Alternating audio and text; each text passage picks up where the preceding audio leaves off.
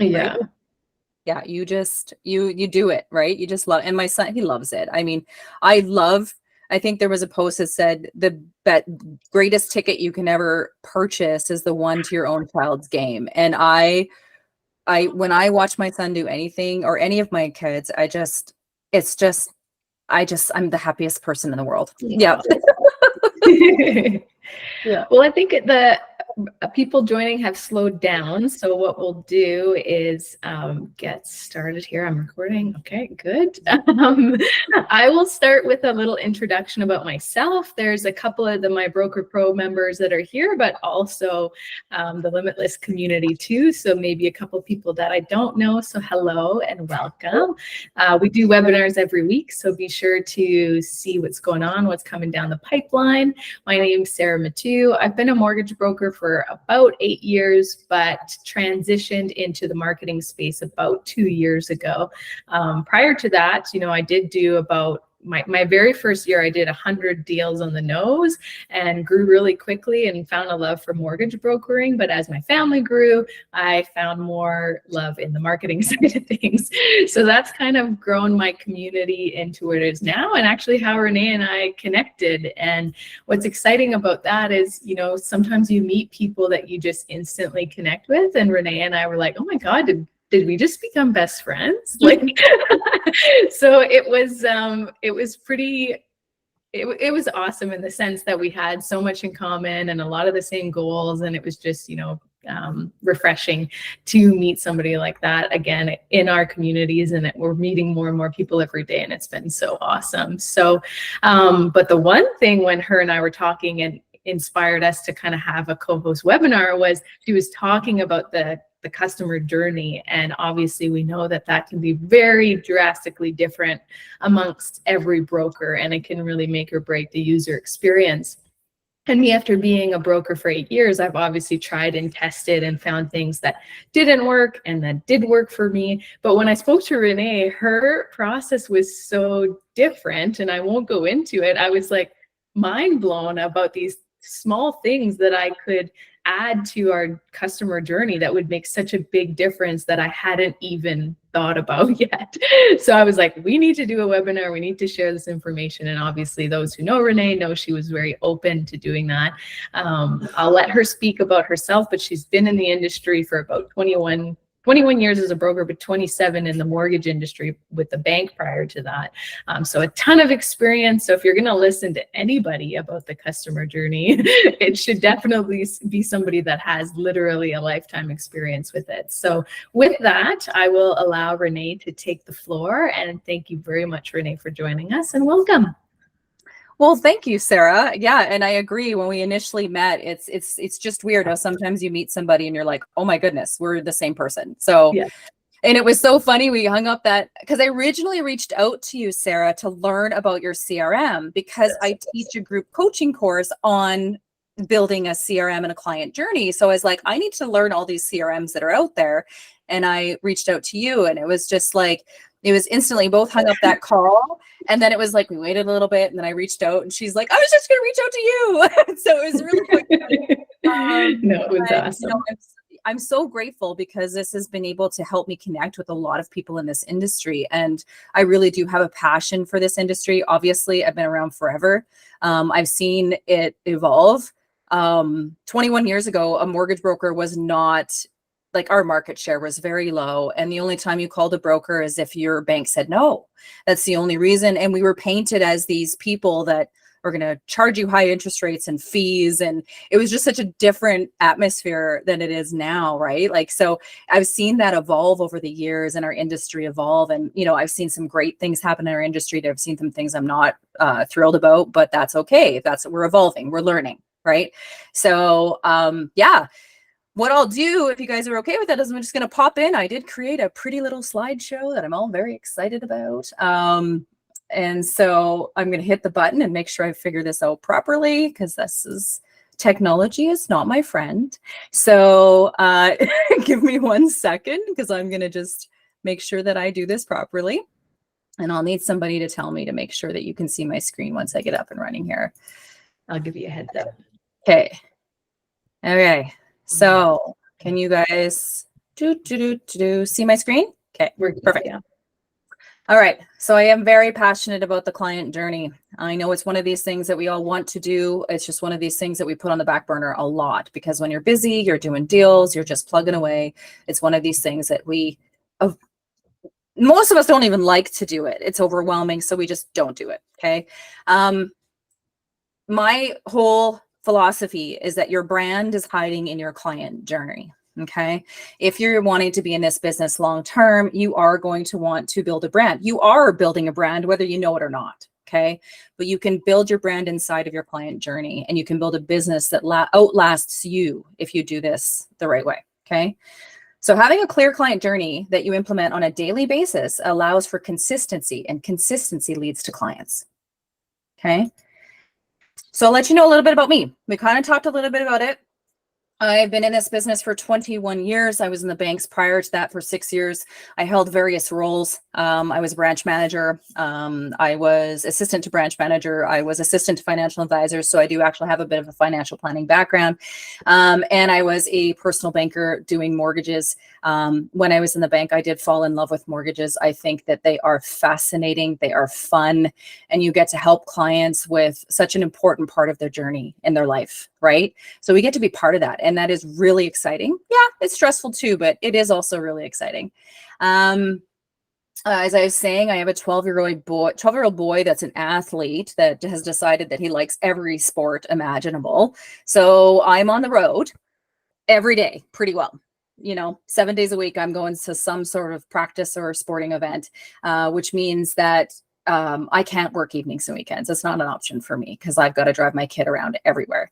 I also have 2 adult children that are in rodeos. So when I'm not going to sporting events, I'm going to bull riding events. I'm going to other rodeos. So we're going everywhere all the time. I live in a small town in central Alberta. So we're an hour to 2 hours away from everything, which means a lot of driving, which means very effective time management, which also means a good, strong client journey CRM really comes into play when I have to be on the road as much as I do. So, I started 21 years ago. I was flying by the seat of my pants. I didn't have a direction. And in that period of time, I went through illnesses. When my son was 4 months old, we almost lost him. A year later, I almost died myself from a very severe reaction to a medication that I was on. Throughout of this, I'm running a business, right? I was very focused on trying to build a business. I was the primary income earner in our household, and I was experiencing all of these different things. I eventually, unfortunately, went through a divorce because I was a little bit more involved in my business than I was in my marriage. And I'm not saying that's all it was, but this business can be addictive and it can take over your lives if you're not careful. And then I experienced burnout about 4 years ago. And the reason I'm telling you this stuff is because I want you to know that my journey wasn't this beautiful, straight up trajectory. Life happened, things happened. And I made money. Of course, I'm making good money. I'm successful, things like that. But in the year that I did burnout, I had done 200 deals that year on my own. I had an assistant, but because I didn't have a clear client journey, I didn't know how she could help me. And so I ended up doing a lot of the stuff that myself. And I remember, and if you guys know me at all or have watched any of my videos, I share this. And I remember it so clearly. And it was a turning point in my career. It was 4 years ago. And I had taken a phone call. It was like 6 o'clock at night. I was working 10 to 12-hour days, 7 days a week, still trying to be a mom, still trying to be a partner, and still trying to have some sort of personal life. I don't know if you can relate with this, but you're in the room, but you're not present, which means you're sitting beside your child, but you're not actually paying any attention to them because you're on your phone working. The phone rings, that phone takes priority over your family, right? So, and I didn't feel I could let it go to voicemail. So 4 years ago, this was going for a year now. I was in the depths of this for a year by this point. And I remember sitting outside and I'd taken a phone call and it was supper time. And I hung up the call. I don't remember what it was. It was a client call. And I looked at my phone and I threw it across the yard. And I was done. And I still get emotional about it, but I was done in that moment. And I was like, if somebody had come to me in that moment and said, I will buy your book of business from you. Here's my 4,000 clients. You take it, you go. I would have done it in a heartbeat. I would have not hesitated. And at that moment, my husband came out to me and he said, "You're putting your phone down for the rest of the night. We're going for dinner. You are not working." And it was like he saved me in that minute, because I was so broken, and I still get emotional about it. But I knew at that moment that something had to change. And the reason I tell you this is because if I would have spent the time earlier on in my career working on this kind of stuff and had automations and systems and processes and boundaries, I wouldn't have gotten to burnout. And with your volume and with your business, if you're doing good at what you're doing, your volume will grow. You will get busier, right? I don't want you to get to that point. I don't want you to hate what you do and to be so exhausted that you would be happy to give your business away, because that's not a feeling that I don't think anyone of us want to have. Okay. So that forced me to really look at my client process. Now, of course I had a process. I've been doing it for 15 years at that point, but it was in my head. I couldn't, if you came up to me and said, what do you do? I said, I do the same thing with every client. They'd be like, great. What is that? You know how hard I would stumble over my words to write down what I did every day? I didn't know. Wait till you hire somebody and they say, "What can I do for you? What do you need me to do?" And you're going, "I don't know." Right? So if you've ever got to that point in your volume where you need an assistant and you're going, "I really need help here," and you're going, "I don't know what I'm going to get them to do," right? That's where these processes come in place. That's why it's important, is you need to clearly define what you're doing. So if you ever get to the point where you need help, you have a way to get somebody in there, right? So I opened my brokerage in 2022, February 2022. It's my own baby. I love it. I'm excited. We're growing. I'm very picky about who I bring onto my team, but we're growing effectively, and we're just going to keep growing. And then as part of that, I also opened the Limitless Broker Academy in 2023. And my mission is to empower, and this is my mission statement, which I'll read it out to you, is to empower brokers to thrive professionally and personally by providing them with the tools and support that they need. What I can tell you is you can have it all. You can have a really strong, thriving business and still have a family and relationships and enjoy your life. It's possible. I can tell you that because I live it every day. Okay. All right. Here's your benefits of having a clear client journey. You may already know this, but you get confidence when presenting to referral partners. What do I mean by that? I'll give you an example. This is like the biggest win. So over the past year and a half, 2 years, me and my team have been entirely focused on creating a customized client journey for your mortgage needs. So we got referred to a referral couple, a real estate couple in Edmonton that was looking for a new mortgage broker. And we got referred to them. And so we went to see them a couple of weeks ago. And on my team, Katie and Mary are my brokers and my underwriters. They handle my book of business because I've moved more into a broker owner role. So let me know. I tell you right now, it's not easy to have somebody else take over your business. Trust me, it's hard. So this was the best thing. And this is why this works, is we're sitting there in the meeting with the real estate agent. Katie and Mary take over and they're like, "Would you like to know what our process is when you refer a client to us?" And just like I wasn't even hesitating, with confidence, they were able to indicate every single step of what happens when a client comes to us. Do you want to see a wow experience, a facial expression on a real estate agent's face when you can tell them this is exactly what happens to when you refer a client to us? This is how we involve you. And then at the end, we said, "What's some feedback? What do you think we could add to our process to make it even better?" And they gave us some feedback, and awesome feedback. And you could see their shoulders relax because they knew in that moment that they could refer a client to us and they could just let it go. They didn't have to worry. And if that's a compliment in any way on what we do, it's right there. And because of that, Katie and Mary don't have 21 years of mortgage experience, right? They're newer to this, but because they walked into that meeting, know exactly what to do, they were confident, they were assured. We didn't talk about what mortgage products they knew. That doesn't matter. You can figure that out. But as long as you're taking care of your client, it was huge, right? And again, consistency. You're consistent. Consistency builds trust. Consistency builds referrals. because when a client refers you refers your team or you, then they can say, this is my experience. And guess what? The client referral they send to you is going to have the same experience. And that's just leads to a trickle effect of growing a database, right? Your database is also your gold mine. It is your gold mine. Remember that. 60% of my business comes from my database. Warm, beautiful referrals that we get just from doing a good job. That's all we do, right? Freedom.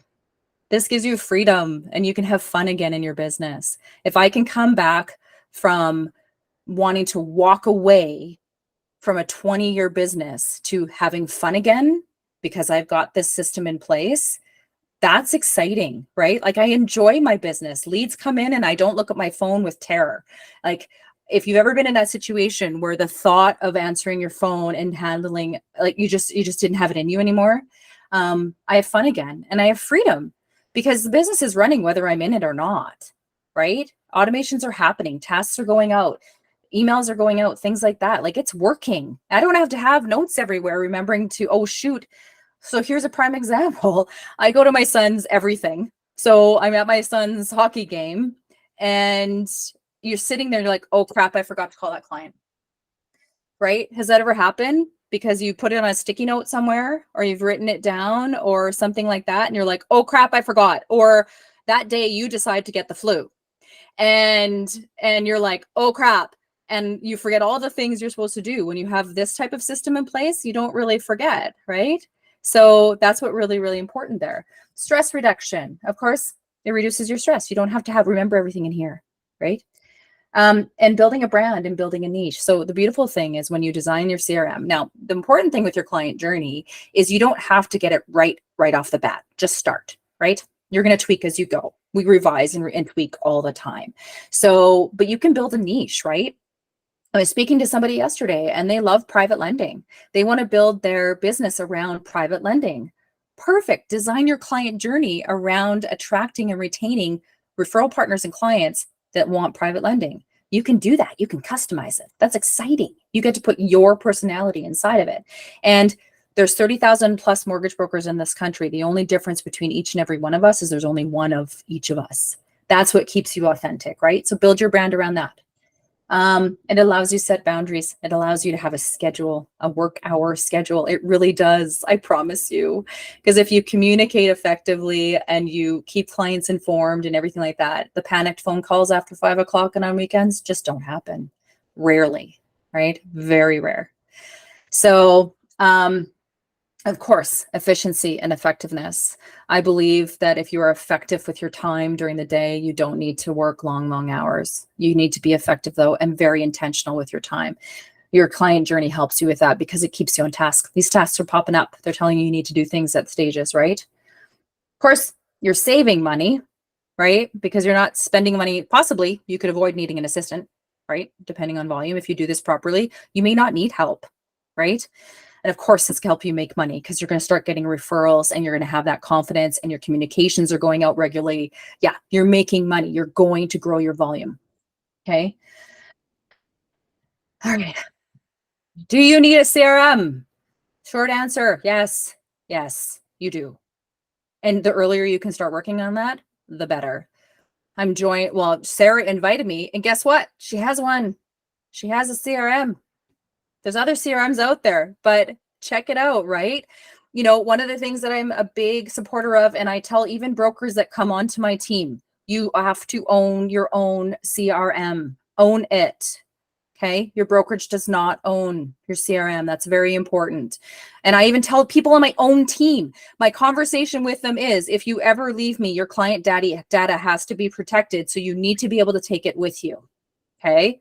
That's one of the things that I didn't do very well earlier on because I had a CRM since I started, because thankfully Mike Cameron owned Axiom Mortgage Solutions and he was a stickler for a CRM from the moment I started this industry. And I'm so grateful. Back then I thought, I'm like, oh, you're wasting so much time. But he wasn't. So he started with CRM 21 years ago, right? So, but he's still had the CRM 21 years later because it was his, right? So the notes in there. It's not even like the mortgage details. It's the notes. It's the tiny little things like this person really likes spreadsheets, or this client has 2 horses and they love horseback riding, or their daughter turned 3, or things like all that. It's not the deal. The deals you can copy. That's not an issue. It's the notes and all of your email templates and everything that are in there. That is really hard to recreate. So own your own CRM. Now, I know, Sarah, we were going to do a poll on this, but I want to find out, like, how many of you use a CRM right now? I just hit launch, so it should go on your guys' screen at some point. If you see it, I want to see this answer. Yeah, because we had some different answers to the question, so I want to see what you say. Some votes are coming in. Yeah. Yeah. And so you're doing that, you're voting, and it's like, and I'm going to see the responses because it is interesting to me. Mm-hmm.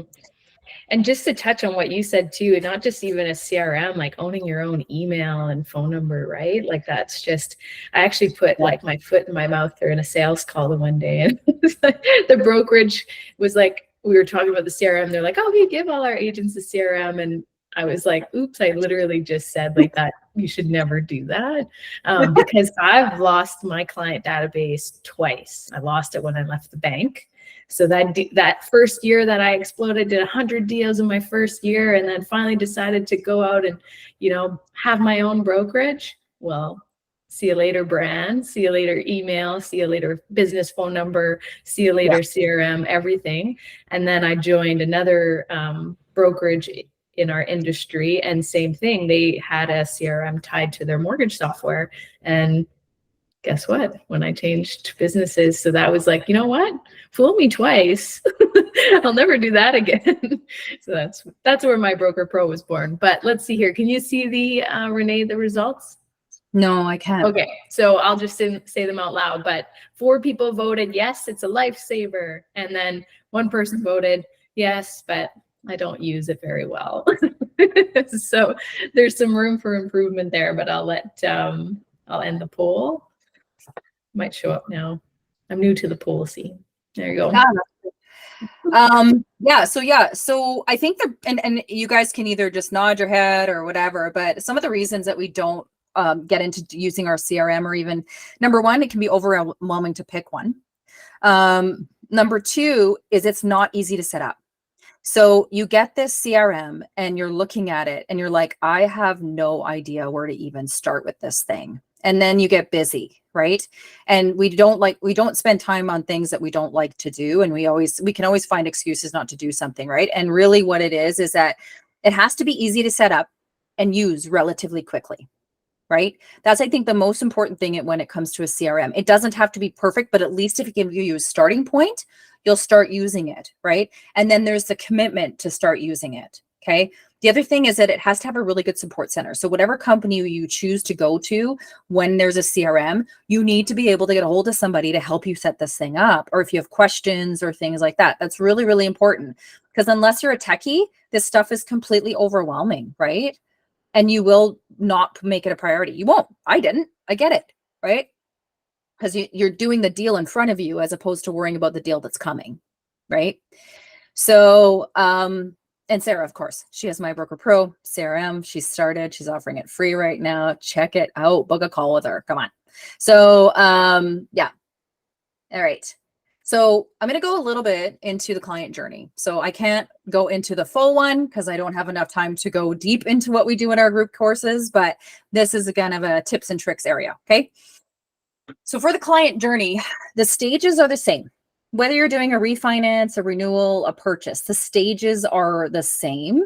What you do inside of those stages is a little bit different, right? Depending on what the transaction is. Okay.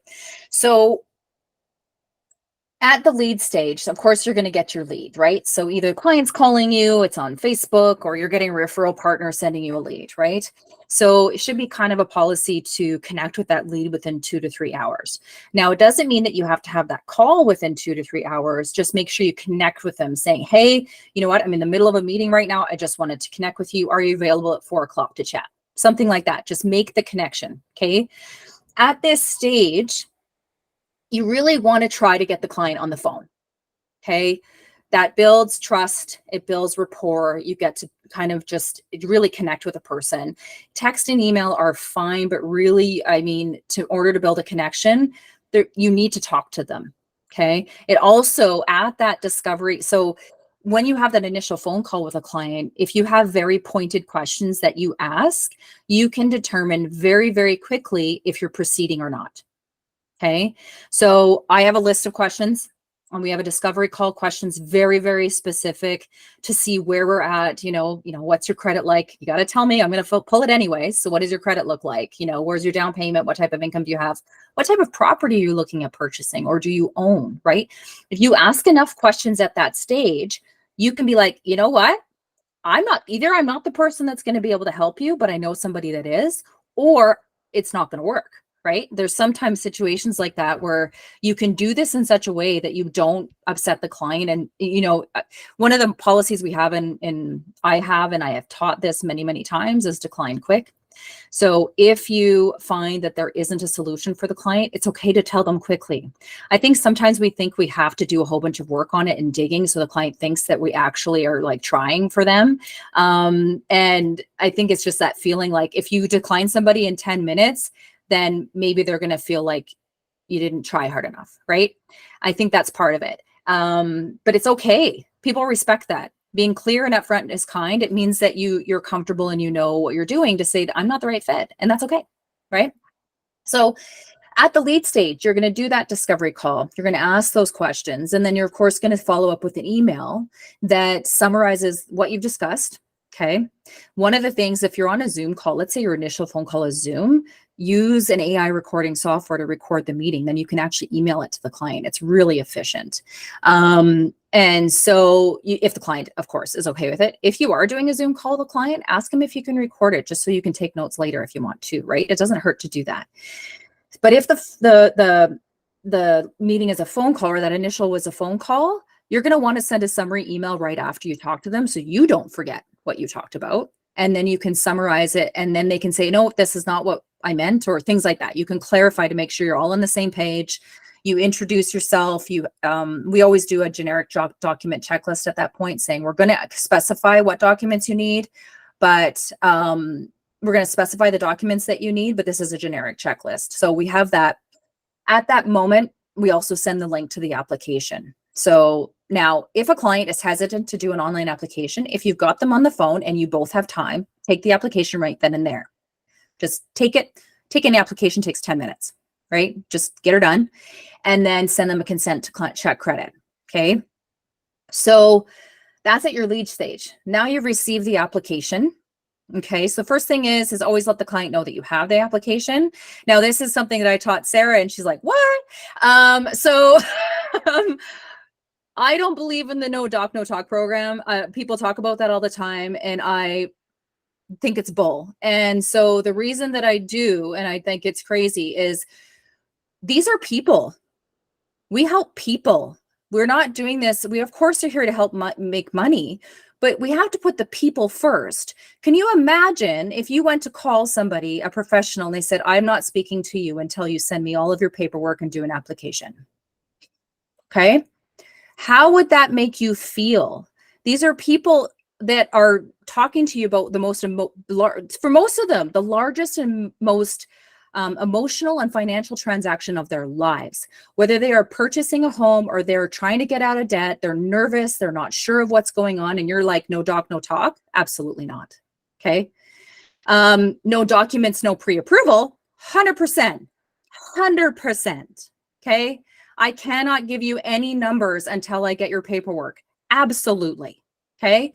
Now, one of the things is a little bit different is when we receive the application, before we go any further with this application, the first thing we do is check credit. That is the absolute first thing we do, because we know that clients will tell us, and they're pretty good at that. But they sometimes don't know their credit. But credit, you know how crucial it is to the entire application.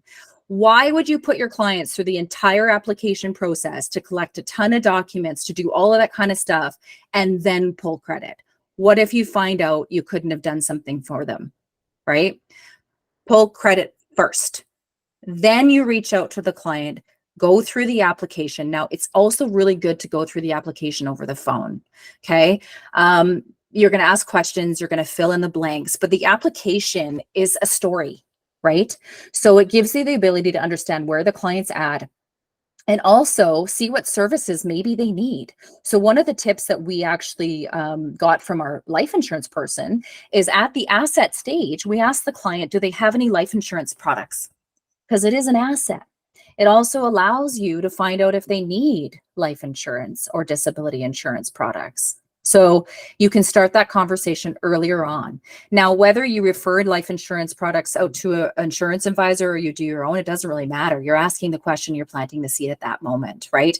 And you get to really, if you go through the application over the phone with a client, you're really able to fill in that application, answer all questions, and then you can customize the document request based on the answers to those questions. So our rule is really, you should be requesting documents from a client twice, maybe 3 times max, okay? When you send that customized document request at this moment, you are asking for more than you think you need. Just get it all, right? If you're asking for T4s, maybe you ask for the NOAs and T1s too, like just get everything, right? Because then we always say, I know it seems cumbersome, but I'd rather ask you for a whole bunch now than later I ask for more and more and more and more. The worst thing is going back to a client multiple times to ask for documents. It's just frustrating, right? So ask for as much as you can, okay? Now you're not perfect and you always know that the lender might ask you for something and then you go back, but that's okay. You're going to preface that at front. Also, during this process, the lead-in application process, you're going to explain this entire process to the client, a nice little summary. I have a home buying process email that goes out that says this is what steps, like what happens. And just say, first thing we're going to do is check your credit, okay? Because it's one of the most important parts of the application. I'm going to need you to check your credit right away. And if it's good, I'll let you know. If there's issues, I'll let you know, okay? So let's say everything's good and you can proceed. You get your documents, let the client know that the documents have been received. Now, your timeline of review is really going to be based on where the client is in their transaction, right? So if it's a live deal, like you don't get them at pre-approval stage, you've got a live deal and there's a condition of financing date. When you initially speak to the client, you're going to put the sense of urgency inside of them as well, because you're going to be like, we're going to be best friends for the next 10 days, which means you have a job, I have a job. And so I cannot submit your mortgage for approval until I have a full document package. So you need to get on it. I will be putting this as a priority. I will send you an email right away. And I'm going to stalk you until you get this paperwork from me. So for me, and then I can submit it. And you also let the real estate agent know, saying, we've spoken to the client, they're on top of things, but I can't do anything until they get me paperwork. I've vetted them. Yes, it looks like there's a deal here, but I'm stuck until they get me paperwork. And you can help get the realtor to help you along, because the realtor and be like, hey, it doesn't hurt if you reach out to the client, be like, get your button gear. We need to get this stuff going, right? So your document review time will be based on the timeline. Now, if they're like, we're going to buy in a year, you can do the 48-hour review, right? Most important thing is that you let them know you received the documents and also an expectation of response. Okay. So I will get back to you within 24 hours, or as this is an urgent thing, I'm looking at it right now, I'll get back to you in a couple hours, something like that, right? So just communicate. So docs received, we're good to go. We figured out budget. Let's say we've got them at pre-approval stage and everything's good. We move them over to pre-approved, right? So at the pre-approval stage, we always give 3 options when it comes to rates and products and things like that. We do discuss that. You give them the option to chat with them over the phone or Zoom to go over their pre-approval details, right? So at this stage, we actually even make sure we know what they want for their payment frequency.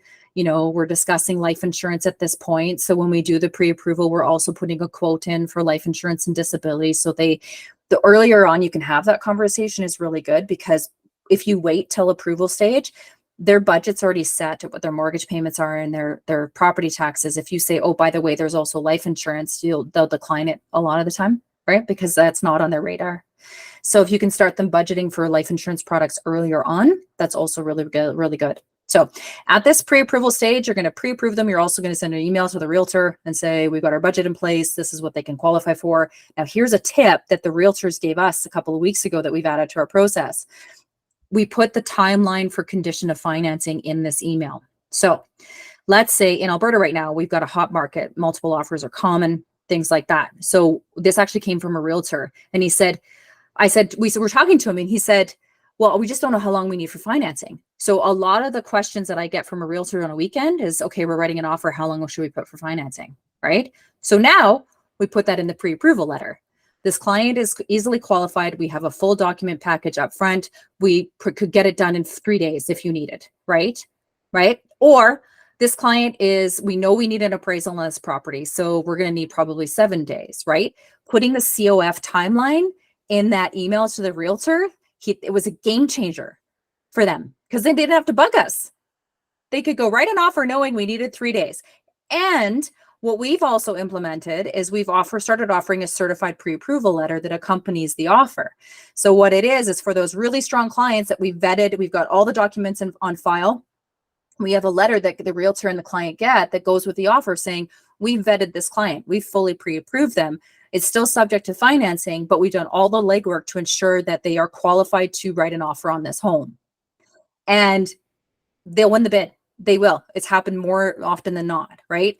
People should not be writing unconditional unless they have cash. I know it happens all the time and there's nothing we can do about it, but at least we can offer this letter and maybe we can get a financing condition. So those little tricks have been really, really good, right? And it still protects you because you're not saying that they can write cash offers. You're just saying we've vetted them, we've pre-approved them. And I trust my process so much that I'm happily able to do that. Now, if it's one of those clients where you think you can get it done, because those clients, you're like, I'm pretty sure I can get this one done. I can't give you 100% certainty on it. Then you're not going to give that letter, right? So things like that, right? Make sure at your pre-approval stage that you do set follow-up tasks, 15 days later, 30, 60, 90, see where they are in the process, right? And so they don't lose touch. The most important thing is when it's a long shopping time or they're not going to buy tomorrow, you don't want them to forget about you, right? So they're going to be in their email newsletters. You're going to be connecting with them. You're going to be checking with the realtor, things like that, right? So yeah, you want to make sure you do that pre-approval stage. And of course, if there's any rate drops, you can secure lower rates and let them know. And that's always exciting. So live deal. Okay. You've got either it's a renewal refinance, you jump right to live deal, or it's a purchase. Basically, if it's a purchase, before you submit the live deal, you review docs, make sure you don't need anything up to date. Also call the client, be like, okay, just confirming your down payment is still this, you still want biweekly payments, and we're going to pick this product. The beauty thing about that is that when you submit it to the lender, the commitment comes back with the payment frequency and the dates that the client selected. You don't need to make any changes. So it's just a nice, smooth process, right? So, and if it's a refinance or renewal submission, again, just review everything, submit. And then an email goes to the client, says, congratulations, we've just submitted your mortgage for approval. Your timeline of response is 2 to 3 business days, blah, blah, blah, blah, blah, right? One of the good things to do at this stage is, depending on the lender you're going to, it doesn't hurt to set the expectation of the process, right? Because if you submit to TD, they commit first, then they review documents. Whereas you submit to a different lender, they'll do a document review and commitment at the same time. So while they may take a little longer to get you an approval, when you get it, it's not like, oh, now we have to review documents, right? But if you have to go to certain lenders, it never hurts to explain to the client what to expect, right? This particular lender issues an approval right away, and then they review documents and it will provide an update in 2 to 3 days after that. Or this one takes a little bit longer, but the good thing is when they issue the commitment, the document's already been reviewed and they'll just update us on what they need to finish the file, right? Doesn't hurt to do that with the client, just clear expectations. And the beauty of this is that you don't get your panicked phone calls in the evening and weekends, because you've clearly explained what the process is like, what to expect, when you'll respond. And I very rarely, in my business, and I talked to Sarah about this, very rarely do urgent things happen after 5 o'clock or on weekends in this business, unless we haven't done this stuff, right? So it's just nothing urgent happens after 5 o'clock in our world, very rarely. Yeah, because you think about it. Just stop for a moment and think about those urgent phone calls at 8 o'clock, at 9 o'clock at night, and how many of them either panned out or were really necessary, right? If you would have just, like, let's say you had the client already, right? What could you have just avoided that by having a conversation? So Then you jump over to live. You've got your live deal. You've got your conditional approval. And then once you get that conditional approval, now one of the tips, and you probably do this already, but review your commitments in full, especially the solicitor conditions. Okay. Hiding in solicitor conditions sometimes is some funky stuff. So, you know, a spousal consent or debt payouts, and you're like, you're going along your merry little way and you're like, yay, all broker conditions met. And it gets to the lawyer and you're like, holy crap, what? And so, yeah. So just review the solicitor conditions on the commitment before you issue it and send it out to the client, just so you can catch anything that either isn't correct or you need to explain to the client about why, right? So you do that. Now with the conditional approval, if you can do a Loom video to send it out to the client, it is a wonderful tool. It's way more effective than sending out the commitment and then either letting them read it on their own, or you can still book a call to review it down the road. But a lot of times if you send the commitment with the Loom video and explain all the details, the questions just go away because you've been so detailed in doing that, right? Very efficient. It'll take you more time to do the Loom video than to just send an email, but it is effective. And then you also have a library of every single client you've sent this to, so you can go back to and so what did I say? And you can look at it. It's like a record, right? Clients love it. And it also gives you that personal connection with them again, because they hear your voice, they see your little face in the bubble on the left-hand side, and you can connect with them in that professional level. And then of course, always invite them to do a Zoom call to go over it. Or if you're in person, great, go meet people. For me, where I live, to meet clients in person is just not feasible, right? And you don't have to. Most people nowadays, COVID kind of pushed that along, but most people are completely fine doing things electronically. And a lot of them actually prefer it because they don't need to pack up the kids and take them or clean their house. They don't have to worry about cleaning their house before you come over. So funny thing is because I've been a broker for so long, my son has grown up with me in this business. And a moment of shame is I actually was working the day my son was born because I had him. And because I didn't have all these processes in place, I literally made my husband go home and get my laptop so I could work while he was sleeping. Like, how terrible is that? But anyway, so it's not a proud moment in my history. So, but anyways, he's been with me throughout. So ironically, when when he was born and he was little, he would come to meetings with me all the time. Like I just tootle along with my car seat and he would sit in the car seat beside me and I would do my mortgage meetings with my clients. And as he got older, then I would call my clients and be like, do you happen to have children?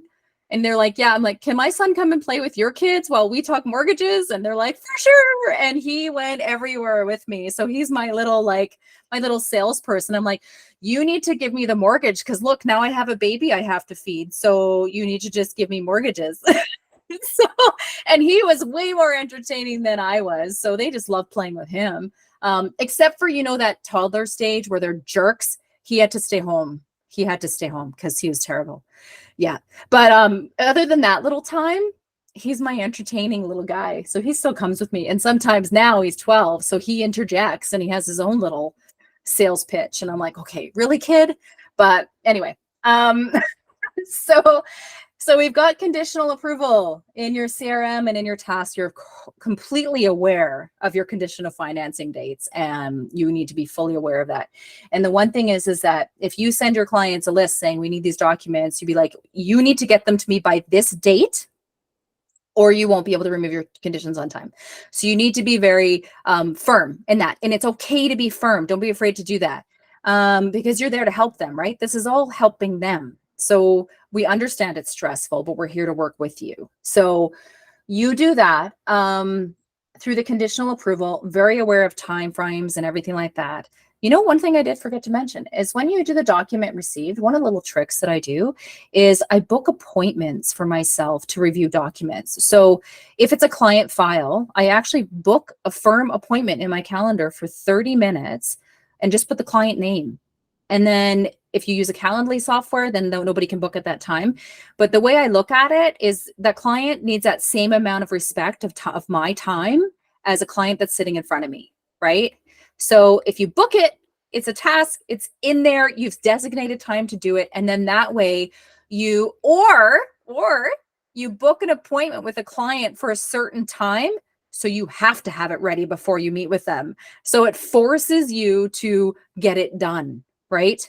So especially, I don't know about you guys, but if a client's like, oh, it's no rush, you just get to it when you can, you don't rush.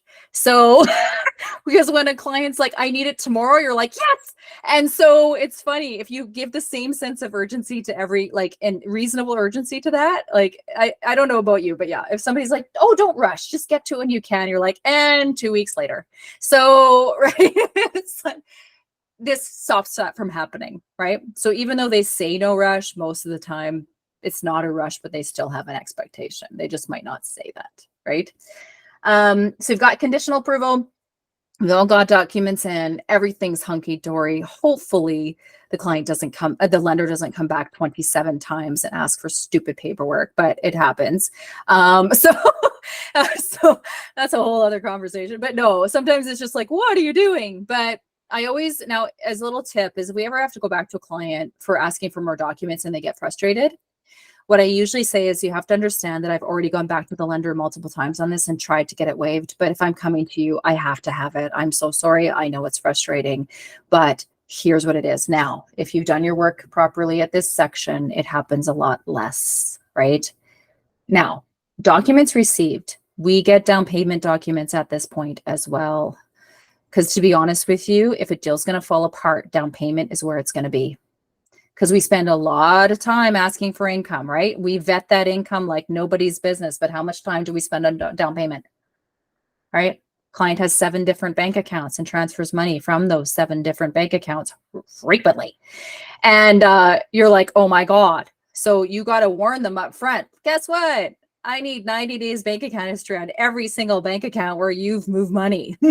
So now, if it's, you know, they're going to be longer than 90 days, you're telling them move it to one bank account and then don't touch it. So, right, right, just let it sit there.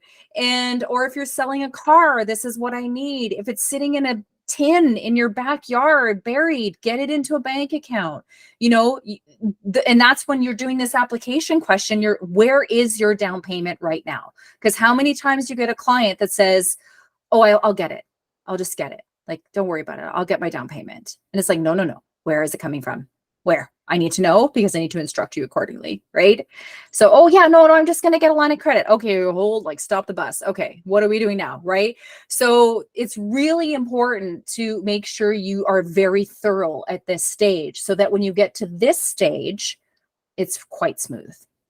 It's always beautiful when you get an approval and a file complete in the same email. Okay.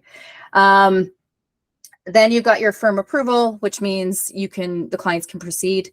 Now, some of you will do a letter that says that it's firm approved, some not. Some brokers have policies around that.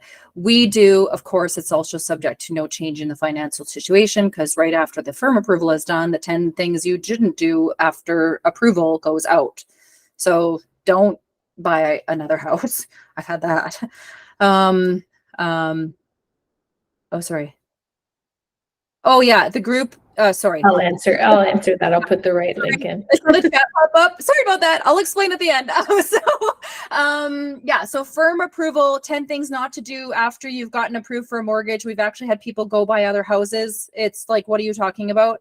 Or co-signing, or quitting their jobs, or, you know, the list is endless, or getting that beautiful $1,000 truck payment. So yeah, so you just kind of do like your 10 commandments of what not to do, right? And for long closings, this is really important, especially if like it's construction mortgages and things like that, right? So let's say you have a 10 or 12 month construction mortgage. It's also really, really important to let the builder know this approval is good today, as long as they don't go and do something that negatively changes their financial situation.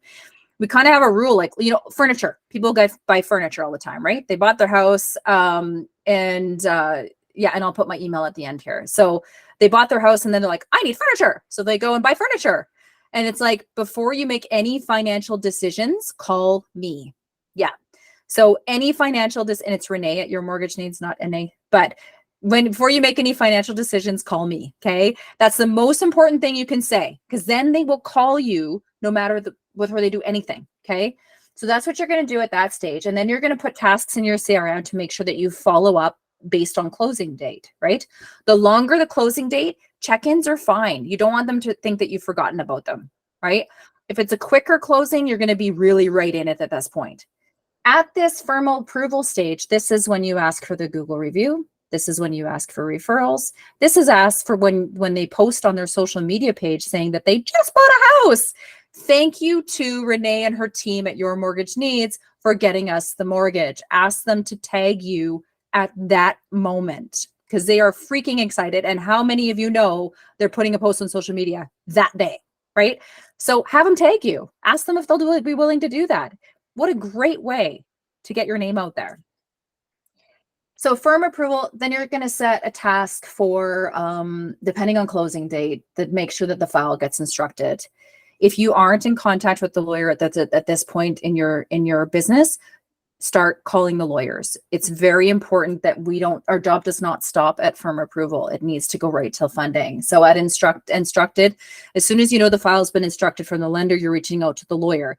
You're sending in an email that says you expect instructions from this lender for these clients. This is the closing date. Here's their void check. Here's their realtor's information. Here's their phone number, everything like that. Can you please confirm that you've received instructions? And this is so client lawyer says received instruction, email goes to realtor and lawyer saying, just confirmed, lawyers received instructions for your mortgage that is closing on this date. We will follow up 3 days prior to closing to ensure that everything is good to go on their end. Now, the next steps email that goes to this client at this point saying it's been instructed, also let them know that the lenders are started to offer life insurance at the lawyer's office. If you've offered them life insurance, ensure that they waive the one at the lawyers, or they're going to have 2 policies. Okay. So just be aware of that, right? Because I didn't know that more lenders are doing that. They kind of didn't tell us, but it's happening there, right? Talk about property taxes, confirm the first payment date, do this summary with them. Okay. And then set a task 3 days prior to closing that you reach out to the lawyer and say, hey, we good to go? Everything good to go? Do you have any questions? Or are you not hearing from the lender? Blah, blah, blah, blah, blah, right? The most important thing is building relationships with the lawyers so that they call you first, right? You don't want them calling the client. The clients just get so stressed out and they don't understand what's going on and they're freaking out because they're on that like glass. They're standing on glass right now and they're so worried that something's going to go wrong. And so you need to be that rock. You need to be that foundation and you need to take control of this transaction. So doing this kind of stuff is how that happens, right? And then you also build referral relationships with lawyers because the lawyers that we work with get excited when they get a deal from us because they know that it's going to go through smoothly, right? Like that's those type of compliments is why it's just so rewarding. And that's where you get to the point where you're becoming a preferred mortgage broker, right? That's what's going to differentiate you. And then of course it goes to funded. Okay.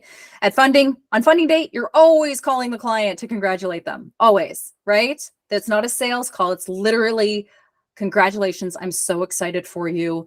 We're going to keep in touch and blah, blah, blah, blah, blah. You do your thing there because you are. And then it goes into your post funding. So you're sending an email 30 days later saying your first payment should have come out by now. Is everything set up properly? Blah, blah, blah. And then you throw them into your CRM and you market to them monthly because you're sending them a monthly newsletter. Okay. I send a monthly newsletter to my entire database. I have 3,000 clients in that database that get my face once a month. And it's generated referrals, right? So we provide content that's really, really good. Bank of Canada update every single time was going out, right? So if you don't want to do stuff like that, hire people that do. Okay. If it's not something, it is being top of mind. My buddy Mike, who I worked for 21 years ago, his CRM, he had it and he would get printed posts. Now, 21 years ago, we didn't have all the tech that we have now. I still had to take a telephone cord to my client's house to plug into their phone lines to get access to the internet. So, and we still faxed paperwork to lenders and commitments were faxed. So, yeah, and we used whiteout. And so, I'm aging myself. Oh my God. At the bank, we used carbon paper typewriters to do loan documents. Oh, and then you made a mistake. You couldn't just delete. But anyway, and At the CRM, the marketing stage, Mike would actually go get 400 postcards, 400 or 500 postcards every quarter and hand sign them and mail them out. That was his CRM back then, right? We have a lot easier now. So there's no excuses. You got to do it, right? Because your database is where your business is hiding. That's where your brand is, and that's how you build it. It's so huge, so huge. It's worth the time that you spend on it. Now, building a CRM can take some time for sure. My suggestion is you just start and then dedicate 30 minutes a day. That's it, to just tweaking. The other thing that I would suggest that you do is you look at the tasks that you do today, start paying more attention to them, and anything that goes on repeat, as soon as you're like, I do this with every client, go to your CRM immediately, generate a task, and start doing that. I send the same email to the client. For now, copy and paste it into a Word document. Build your email templates in Word documents so you can copy and paste anything that you do on repeat. Or if you're like, you send this really great email to a client and you're like, ooh, and you keep it, just keep that one because you can create a template out of it. Another trick is you use ChatGPT to create email templates. Love it, done it. They're awesome. So those things, build your stuff up. You don't have to have it perfect and running right away. Just start. Okay. One more thing, and then I'll finish up here.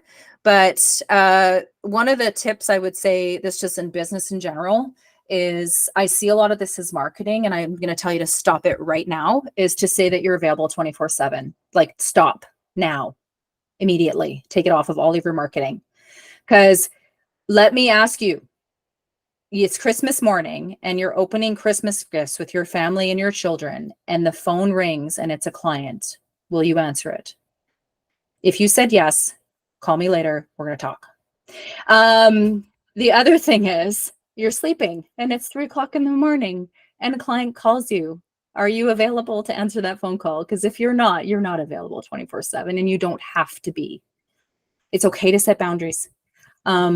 I'm going to talk a little bit about setting boundaries now because it's really important. So when I first started out my business, right, you need to prioritize your family. What's the point of doing this big business if you have nobody to celebrate it with? At the end of the day, when you're on your deathbed, you're not going to be like, boy, I worked hard.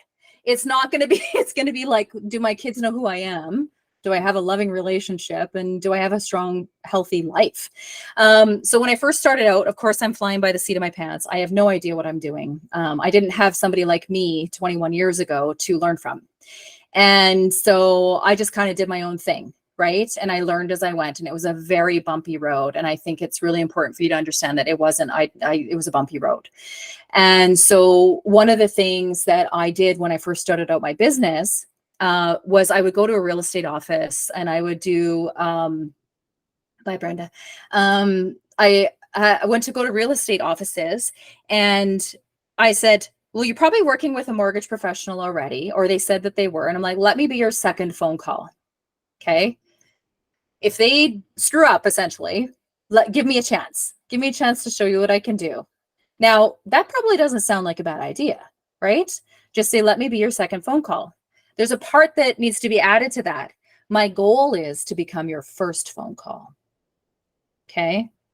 Because if you say, let me be your second phone call, you will always be the second phone call. So I built a business being the person that saved the day when the first person messed up. So I'm jumping into the file on condition day, trying to get something done, and freaking out, and everybody's stressed out. And Renee comes in like the hero. And of course I get it done, because I could have got it done in the first place if I was their first phone call, not their second. But I never told them I was working up to getting to that first place, right? Even though I was a better broker than the person they were dealing with, and I was able to get it done and find solutions, they never thought of me first because I told them not to. I told them to wait till somebody else screws up and then call me. So needless to say, I built a brand. I built a business on this. And let me tell you, part of it is there's something about being the hero and jumping in last minute and saving the day that kind of feeds the ego a little bit. Let's be real.